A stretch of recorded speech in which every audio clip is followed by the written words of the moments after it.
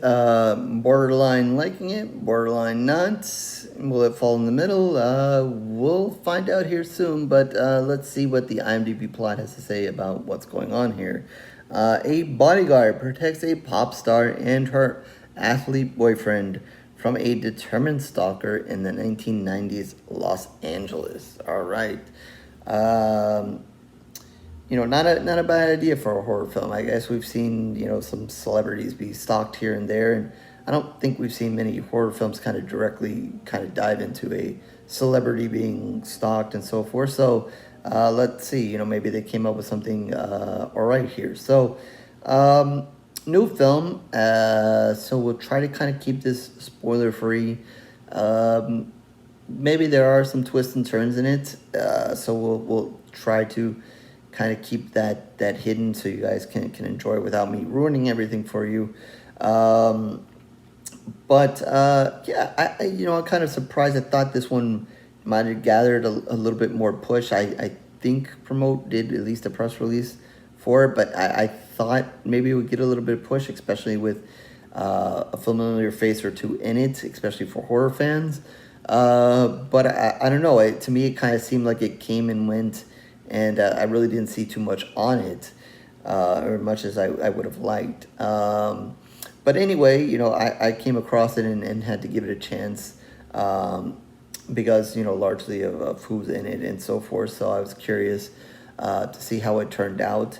So what do we have here? We have a very interesting beginning here where you see a bodyguard kind of, come down and open the door to this mansion, and a guy come, and he's obviously looking for the movie star here. And, he kind of acts like they're a couple or they're going to get married and so forth. He's obviously been there before and done this before, and the security guard's like, kind of already almost friends with him at this point, and it's kind of just like, no, come on, just go away, blah, blah, and so forth. And you think he is, but then he comes back, and then it gets a little awkward, but he ends up stabbing the bodyguard and going inside and whatever, blah, blah. And then you're taken to another time period.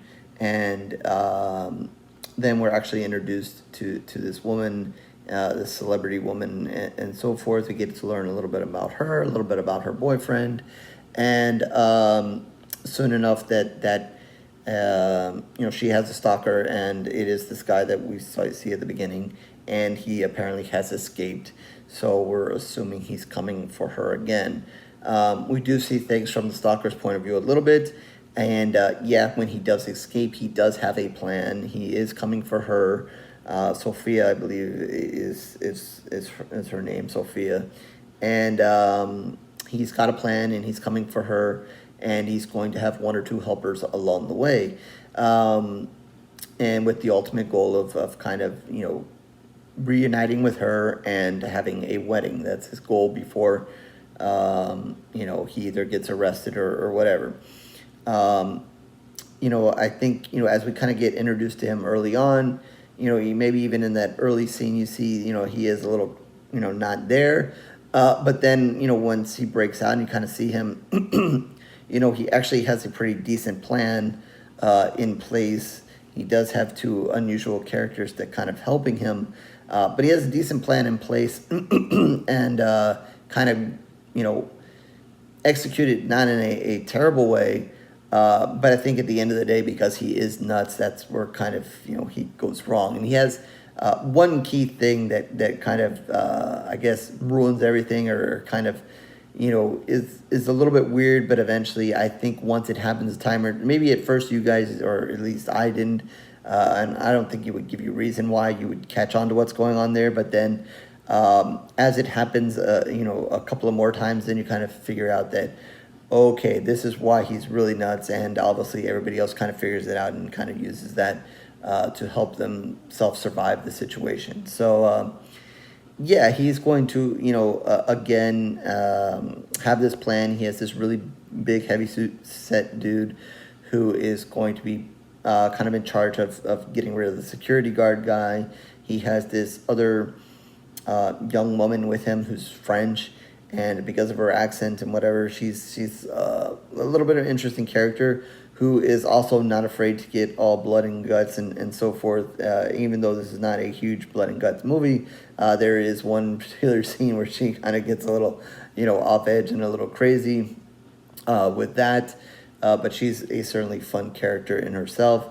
So I think, as the three bad guys, they make a pretty fun, interesting group, not to be taken too seriously, but each of them kind of has their moments at times. Again, maybe not all the sharpest tools in the shed, but, at the end of the day, it's still a good time. So yeah, eventually he's going to break in, see her, have her, her in the house alone. They have that kind of, panic moment and so forth, and he kind of acts like nothing's wrong. We're together. Why aren't we together? Blah, blah. We're going to get married and blah, blah. And of course she panics and whatever, until he basically is holding her hostage. And really then we see then he wants to have this wedding, and then we're preparing for a wedding.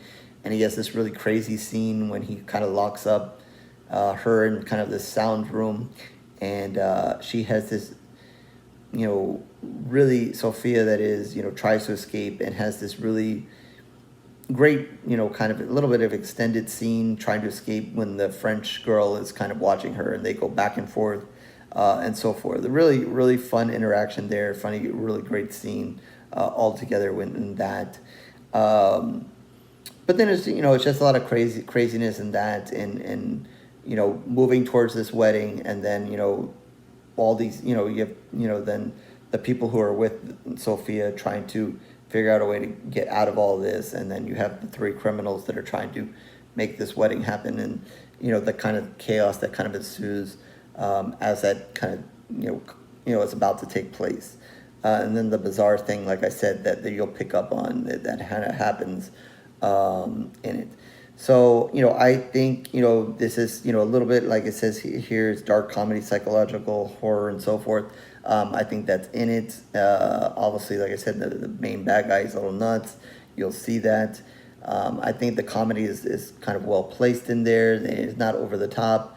But I think overall, it just, while it's not, it is perfect. It is a dark comedy. It's not, silly humor. It is kind of dark humor to it. But really makes it a fun time. And I think the cast does a really good job. Everybody does a good job in their roles. Like I said, there's that one really good scene. There are other good scenes in it, but to me that one really stands out. Maybe, and like I said, the French girl also has another scene that kind of stood out, but more because it got a little bit bloody. You guys know that I like that, so that was that. But I think, it was, kind of a simple story, but a good story. And I like the way they kind of put it in a certain order where, to kind of throw you off just a little bit, not totally, but, kind of throw you off a little bit, and, kind of carried it from the different perspectives from, some of the other, bad guys in it for a while. So, it wasn't, completely from either her point of view and his point of view, but, some of the other characters as well. So yeah, not an over the top horror movie, but I think there's enough there, and I really glad that I watched it. I'm really surprised that more people haven't talked about it more. I had a fun time watching it and really enjoyed it, and was a pleasant surprise for me. So with that, I'm gonna give it 3.5 pools of blood. I've been kind of surprised by a couple of these movies here that I've seen that I didn't know a whole lot about. That have, kind of been, good surprises for me. So I've had some good surprises this year so far, and this is another one. So I'm giving it 3.5 pools of blood out of 5. So hopefully you guys get a chance to catch this. Maybe it'll get a little bit, released in a few more places so you guys can watch it. So with that, horrorsquarereviews.blogspot.com is where you can find all of my reviews written in video. Certainly mostly video reviews for a while now, so you can like and subscribe and do everything else that everybody wants to do here on YouTube. If not, no worries. It is okay. I thank you for your time regardless. Twitter, Facebook information down below, so you can reach out to me there as well. And definitely in the comment section, if you do get a chance to catch this movie, your thoughts, please feel free to throw them there as well. So with that, I'll catch you in the next review, horror fans.